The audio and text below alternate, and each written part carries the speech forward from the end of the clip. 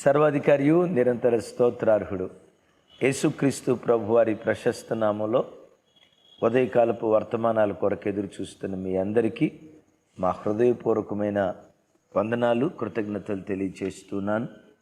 క్రీస్తునందు మాకు అత్యంత ప్రియమైన దైవ జనాంగమా, ఈరోజు శనివారం కదా, ఉదయం 10 గంటల నుంచి 1 గంట వరకు ఉపవాస ప్రార్థన. రండి, మనం అందరం కలిసి అనేక విషయాల కొరకు ప్రార్థించేద్దాం. మరి విశేషంగా ఓ చక్కటి వర్తమానం, ప్రార్థన కొరకై పురికొల్పే ఓ దివ్యమైన వర్తమానం పరిశుద్ధాత్ముడు సిద్ధపరిచారు. అలాగే రేపు ఆదివారం కదా, ఎమాన్యుయల్ మినిస్ట్రీ సెంట్రల్ మందిరంలో 3 ఆరాధనలు జరుగుతాయి. 5:45కి ఫస్ట్ సర్వీస్, 8:30కి సెకండ్ సర్వీస్, 11:15 థర్డ్ సర్వీస్.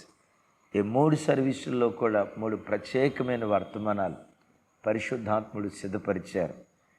బావులు నేర్పించే ఆత్మీయ పాఠాలు ఫస్ట్ సెషన్లో, రెండవ సెషన్లో కీడును కీడుతో కాక కీడును మేలుతో జయించు, దివ్యమైన వర్తమానాలు 3 సెషన్స్లో. అవకాశం ఉంటే మందిరానికి రండి. దూర ప్రాంతాల్లో ఉండేవారు మీ స్థానిక సంఘాలకు వెళ్ళి లైవ్ కూడా చూసి ఆశీర్వదించబడగలరని ప్రేమతో మీ అందరికీ మనవి చేస్తూ ఉన్నాను. మంచిది, ఈ దినం ఓ ప్రాముఖ్యమైన ప్రత్యేకమైన సందేశం. క్రైస్తవుడు పడకల మీద నుంచి లేవటంతో తన పెదవులు పలకాల్సిన మొట్టమొదటి 2 దివ్యమైనటువంటి మాటలు. నా వ్యక్తిగత జీవితంలో నేను పడకల మీద నుంచి లేచిన మరుక్షణమే నా పెదవులు ఉచ్చరించే మొదటి 2 మాటలు, లేక తొలి పలుకులు అంటారు చూసారా, మొదటి మాటలు ఏంటో తెలుసా? మొట్టమొదట స్తుతి, తర్వాత కృప. స్తుతి, కృప. స్తుతి ఏంటి? స్తుతి, దేవా నా బ్రతుకు దినాల్లో మరో నూతన దినం నాకు అనుగ్రహించినందుకు స్తోత్రం.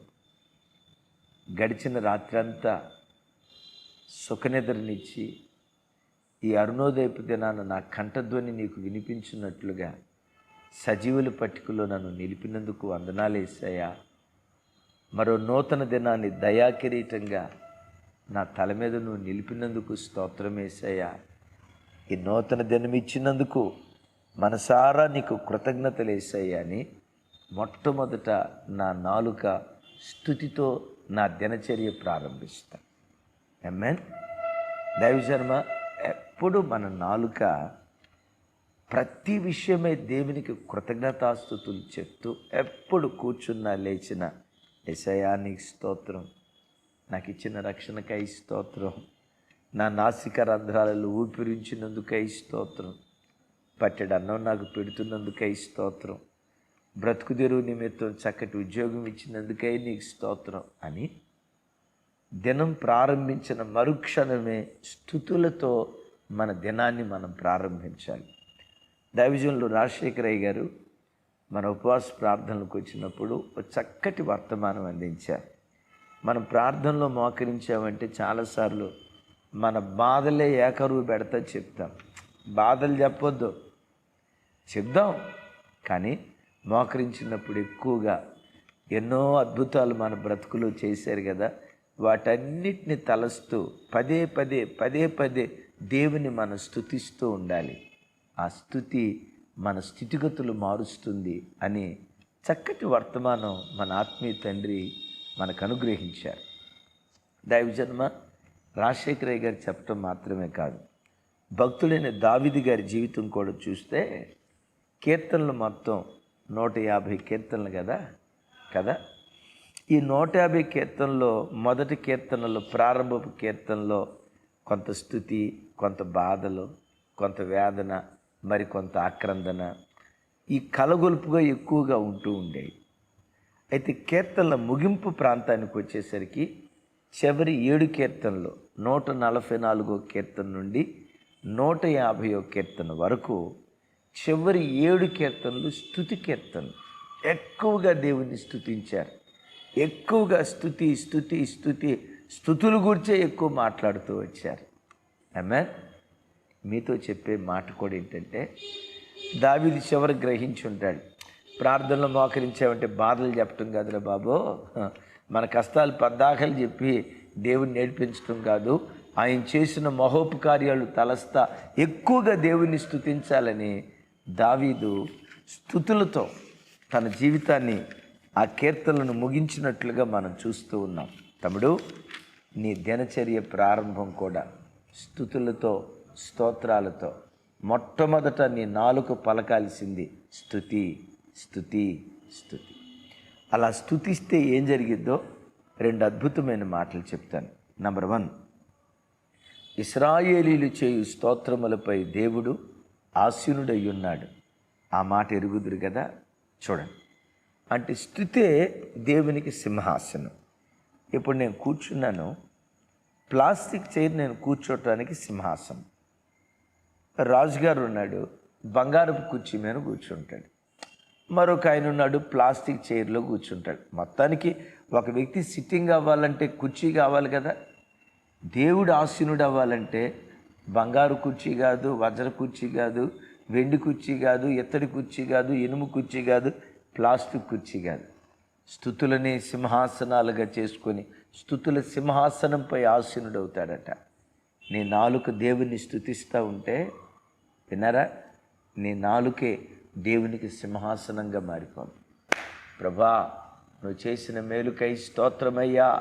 నీ చేతులు దేవుని స్తుతిస్తూ ఉంటే నీ చేతులే దేవునికి సింహాసనాలుగా మారుతాయి. అప్పుడు ఏం జరిగిందో తెలుసా? నీ చేతులతో ఏ పని తలపెట్టినా సర్వ ప్రయత్నాలలో నువ్వు సఫలీకృతుడు అవుతావు. తలపెట్టిన ప్రతి పనిలో విజయోత్సవంతో నువ్వు ఊరేగించబడతావు. సఫలతే చూస్తావు, కానీ విఫలత నీ దరికి రాదు. ఎందుకో తెలుసా? ఈ చేతులు దేవునికి సింహాసనాలు అయ్యాయి. ఈ చేతుల మీద దేవుడు ఉన్నాడు. నాలుగుతో దేవుని స్తుతించావు కదా, నీ నోట నుంచి బయలుదేరిన ప్రతి మాట దేవుడు స్థిరపరుస్తూ ఉంటాడు. నీ నోటితో ఎవరిని ఆశీర్వదిస్తావో వాళ్ళు ఆశీర్వదించబడతారు. నీ నోటితో ఎవరిని దీవిస్తావో వాళ్ళు దీవించబడతారు. నీ చేతులతో ఎవరిని, ఏ పిల్లను పెంచి పెద్ద చేస్తావో వాళ్ళు గొప్ప ప్రయోజకులు అయ్యేటట్లుగా దేవుడు కార్యం చేస్తాడు. రైట్. రెండవది, మన నాలుక దేవుని స్తుతిస్తూ ఉంటే చూడండి, 149వ కీర్తన 149వ కీర్తన 6-7 చరణాలు. వారి నోట దేవునికి చేయబడి ఉత్సాహ స్తోత్రములున్నవి. అన్యజనులకు ప్రతిదండన చేయుటకు, ప్రజలను శిక్షించుటకు, గొలుసులతో వారి రాజులను, ఇనప సంకెళ్లతో వారి గనులను బంధించుటకు, విధింపబడిన తీర్పు వారి మీదకు నడుపుటకు, వారి చేతిలో 2 అంచులు కలిగిన ఖడ్గమున్నది. ఆయన భక్తులందరికీ ఘనత ఇదే. యెహోవాను స్తుతించుడి. ఇక 150వ కీర్తనకి వెళ్తే, యెహోవాను స్తుతించుడి, ఆయన పరిశుద్ధాలయమందు దేవుని స్తుతించండి. 150వ కీర్తనలో 6 చరణాలు ఉంటే 6 చరణాలంతా స్తుతి, స్తుతి, స్తుతి, స్తుతి. యెహోవాను స్తుతించండి, యెహోవాను స్తుతించండి. ఆమేన్. ఎలాంటి స్థుతులంట? భక్తుల నోట దేవునికి చేయు ఉత్సాహ స్తోత్రాలు. ఏ స్తోత్రాలు? ఉసూరు స్తోత్రాలు కాదు, ఉత్సాహ స్తోత్రాలు భక్తుల నోట ఉన్నాయి. ఆ స్తోత్రాలట ఇనప సంకెళ్ళుగా మారి శత్రువులను బంధిస్తూ ఉంటాయట. తమ్ముడు, నీ నోట నుండి స్తుతి శబ్దం బయలుదేరితే ఆ స్తుతి శబ్దం ఇనప సంకెళ్ళుగా మారి నీ శత్రువు ఏదైతే ఉందో, రోగం నీ శత్రువా, పేదరికం నీ శత్రువా, ఇంట్లో అసమాధానం నీ శత్రువా, కన్నీటి బ్రతుకు నీకు శత్రువు అయిపోయిందా, స్తుతిస్తూ ఉంటే ఇవి ఇనప సంఖ్యలుగా మారి నీ శత్రువులను అది బంధించి వేయునుగాక. ఆమేన్. ఉదయం పడకల మీద నుంచి లేవటంతో నువ్వు దేవుని స్తుతిస్తే ఆ దినం ఏ శత్రువైనా నీ మీదకి రాబోతూ ఉంటే ఉదయకాలం నువ్వు చేసిన స్తుతి జయధ్వని అది ఇనప సంఖ్యలుగా మారి శత్రువులను బంధించునుగాక. చెప్దాం ఆమేన్. రెండవది, మన నోట రావాల్సిన మొదటి మాట లేవటంతో, ఈ నూతన దినాన్ని దయాకిరీటంగా నాకు అనుగ్రహించినందుకు దేవా నీకు స్తుతి, దేవా నీకు స్తోత్రం, మొదటి మాట స్తుతి, రెండవది ఏంటో తెలుసా? కృప. కృప. దేవా, ఈ దినమంతా నీ మార్గంలో నేను బ్రతుకున్నట్లుగా నాకు నీ కృప దయచేయ్యా. ఈ భక్తి జీవితాన్ని నా శక్తితో నేను కొనసాగించలేను, నా విశ్వాస అనుభవంతో నేను కొనసాగించలేను. నీ కృపే నన్ను బలపరుస్తుందయ్యా, నీ కృపే నన్ను స్థిరపరుస్తుందయ్యా. ఈ దినమంతా నేను ఎక్కడ త్రుటిల్లకుండా, నా కాలు జారకుండా నీ కొరకు నేను బ్రతుకున్నట్లుగా కృపతో నన్ను బలపరచయ్యా. కృప దయచే, కృప దయచే, కృప దయచేయని ఉదయం లేవటంతో నీ నాలుక మాట్లాడాల్సిన రెండవ మాట, నా వ్యక్తిగత జీవితంలో నా నోరు మాట్లాడే రెండవ మాట కృప. కృప. నీ కృపలో తేలియాడాలి ప్రభా. నీ కృపను ఆధారం చేసుకుని నేను బ్రతుకుతా. కృప దయచే. ఎందుకు కృపో తెలుసా? దైవజనమా, ఒక విలువైన మాట చెప్తాను. ఈ వాక్యం చదివిన తర్వాత చెప్తాను. చూడండి, 100 కీర్తనల గ్రంథం 147 కీర్తన 10-11 చరణాలు. గుర్రముల బలమయందు ఆయన సంతోషించడు, నరుల కాలి సత్తువయందు ఆయన ఆనందించుడు. తన యందు భయభక్తులు గల వారి యందు, తన కృప కొరకు కనిపెట్టుకుని వారి యందు యెహోవా ఆనందించువాడై ఉన్నాడు.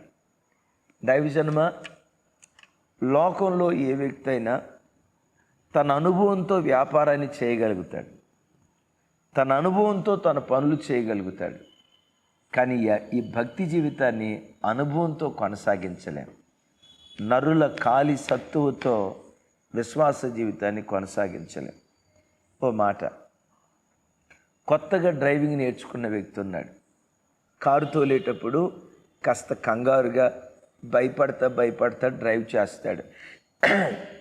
ఓ 10 సంవత్సరాల ఎక్స్పీరియన్స్ వచ్చిన తర్వాత ఇప్పుడు కారు తోలేటప్పుడు భయపడతా తోలుతాడా? కాళ్ళు చేతులు వణుకుతాయా? జాలీగా ఆడుతూ పాడుతూ అంటారు చూసారా, ఆడుతూ పాడుతా డ్రైవ్ చేస్తాడు. ఎందుకంత ధైర్యం వచ్చిందో తెలుసా? ఆ అనుభవం అతనికి ఆ అనుభవం అతనికి అంత ధైర్యం ఇచ్చింది. దైవజనమా, డ్రైవింగ్ అనుభవంతో డ్రైవ్ చేయొచ్చు, కానీ భక్తి జీవితాన్ని నేను దేవుని కొరకు బ్రతికేగా, ఈరోజు కూడా నేను బ్రతుకుతా.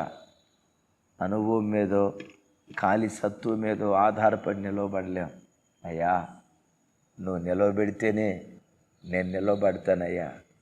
కృప చూపువా, కృప చూపువా, నా కాలు జారకుండా కృప చూపువా, నీ కొరకు నన్ను నిలవబెట్టవా. పడకల మీద నుంచి లేవటంతో కృప కృప కృప కృప కృప. నా వ్యక్తిగత అనుభవం చెప్పమంటారా? క్లాసులో ఒక టీచర్ గారు ఉన్నాడు, 10th క్లాస్ లెసన్స్ చెప్తున్నాడు అనుకోండి. 10th క్లాస్ లెసన్స్ చెప్పి కంటిన్యూస్గా 10 సంవత్సరాలు చెప్పాడు అనుకోండి. 11వ సంవత్సరం బుక్ రిఫర్ చేయకుండానే వీళ్ళు పాఠం చెప్తాడు. ఇప్పుడు నేను 22 సంవత్సరాల నుంచి దేవుని వాక్యం చెప్తున్నాను. ఒక మాట చెప్పమంటారా? ఏ రోజు వాక్యం చెప్పాలన్నా నా అనుభవం మీద ఆధారపడి వాక్యం చెప్పను. నా ఖాళీ సత్తువును ఆధారం చేసుకొని, నాకున్న జ్ఞానం అనే గుర్రాల బలాన్ని ఆధారం చేసుకొని వాక్యం చెప్పను. ప్రభా, 4 మాటలు నువ్వు ఇస్తేనే నీ ప్రజలకి నేను చెప్తానయ్యా. నా జ్ఞానం ప్రజలకి ఇస్తే ప్రజలు మారరయ్యా. నా తెలివితేటలు, నా అనుభవం ప్రజలకి ఇస్తే ప్రజలు బలపడరయ్యా. నీ కృప ద్వారా నువ్వు బలపరిచి మాట్లాడితేనే ప్రజల జీవితాల్లో ఓ చైతన్యాన్ని నేను చూడగలుగుతానని గమనించండి. సంటి బిడ్డ నడిచేటప్పుడు తల్లి చేయి పట్టుకొని నడిపించాలని ఎట్లా ఆ చంటి బిడ్డ తల్లి వైపు చేయి చాపుతాడో, ప్రసంగించేటప్పుడు కానీ భక్తి జీవితంలో నడిచేటప్పుడు కానీ, అయ్యా నీ కృప బలపరిస్తేనే నేను నిలవబెడతా, కృప చూపయ్యా అని నేటికే కాదు ప్రభువును చేరుకునే ఆ క్షణం వరకు కృప కృప కృప కృప కృప. ఆ కృప మనలను బలపరిస్తే ఏం జరిగిద్దో తెలుసా? భక్తుడైనటువంటి మోషే గారు కీర్తనలో బహు చక్కటి మాట అంటాడు. చూడండి కీర్తనల గ్రంథం 94 కీర్తన 18వ చరణం. నా కాలు జారినని నేను అనుకొనగా యెహోవా నీ కృప నన్ను బలపరుచుచున్నది. ఏమన్నాడు? నా కాలు జారినని నేను అనుకొనగా, ఇక జారిపోయి అయిపోయింది అనుకుంటూ ఉంటుండగా ఆ జారిపోబోయే ఆఖరి క్షణాల్లో ఒక్కసారి కృపా అన్నాడట. ఆ కృప ఏం చేసిందో తెలుసా? కాలు జారకుండా కాపాడింది, బలపరిచింది, స్థిరపరిచింది. తమ్ముడు, చెల్లి, ప్రతి క్షణం కృప కృప కృప కృప అంటూ ఉండు. ఒకటి స్తుతి, ఇంకొకటి కృప. పక్షి ఎగరాలంటే 2 రెక్కలు కావాలి కదా. మనిషి నడవాలంటే 2 కాళ్ళు కావాలి కదా. పొలాన్ని దున్నాలంటే 2 ఎద్దులు కావాలి కదా. బండి లాగాలంటే 2 ఎద్దులు కావాలి కదా. ఆకాశ గగనాల్లో పక్షిరాజు ఎగరాలంటే 2 రెక్కలు కావాలి కదా. ఒక రెక్క స్తుతి, ఇంకో రెక్క కృప. ప్రభా, నువ్వు చేసిన మేళ్ళకై స్తోత్రం. ఈ నూతన దినాన్ని దయాకిరీటంగా ఇచ్చినందుకై స్తోత్రం. ఒకవైపు స్తుతించి, రెండవది నా అనుభవంతో ఈ విశ్వాస జీవితాన్ని కొనసాగించలేను, నువ్వు కృప చూపిస్తేనయ్యా అని కృపా స్తుతి. ఉదయం పడకల మీద నుంచి లేవటంతో కృప స్తుతి, స్తుతి కృప, స్తుతి కృప. చెప్పండి. స్తుతి కృప, స్తుతి కృప, స్తుతి కృప. ఈ మాటలు నీ పెదాల మీద నాట్యమాడునుగాక. ఈ 2 పదాలు ఉదయం పడకల మీద నుంచి లేవటంతో నీ నాలుక మీద నాట్యమాడాలి, నీ పెదవుల మీద నాట్యమాడాలి. స్తుతి కృప, స్తుతి కృప. అట్టి కృపతో దేవుడు మనందరినీ స్థిరపరిచి బలపరుచునుగాక. రైట్? ప్రార్థన చేస్తాను. ఈరోజు ఉదయం 10 గంటలకు ఉపవాస ప్రార్థన కలుసుకుందాం. తండ్రి, మీకు స్తోత్రాలు. ఈ వర్తమానం మాతో మీరు మాట్లాడినందుకు వందనాలు. ఉదయం లేవటంతో మా పెదవులు ఏం ఉచ్చరించాలో, మా నాలుక ఏం మాట్లాడాలో మాతో మాట్లాడాం. అవును, లేవటంతో మిమ్మల్ని స్తుతించాలి, లేవటంతో మీ కృపను వేడుకోవాలి. ఈ 2 అనుభవాలు 2 రెక్కలు లాంటివి. ఆ ఉన్నతమైన రెక్కలు మాకు దయచేసి మమ్మల్ని బలపరచమని ప్రార్థన చేస్తున్నాను. చేతులెత్తి నీ ప్రజలను దీవిస్తూ కృపతో ఒక్కొక్క బిడ్డను నింపండి. సమస్త ఘనతలు మీకే ఆరోపిస్తూ యేసు నామములో ప్రార్థించి స్తుతించి పొంది ఉన్నాం తండ్రి. తండ్రి అయిన దేవుని ప్రేమ, కుమారుడైన యేసుక్రీస్తు వారి దివ్య కృప, పరిశుద్ధాత్మ దేవుని సహవాసం మనకు సకల పరిశుద్ధులకు సదా తోడయుండి నడిపించునుగాక. ఆమేన్. Thank you. కృపా సమాధానాలు మన అందరికీ తోడయుండునుగాక.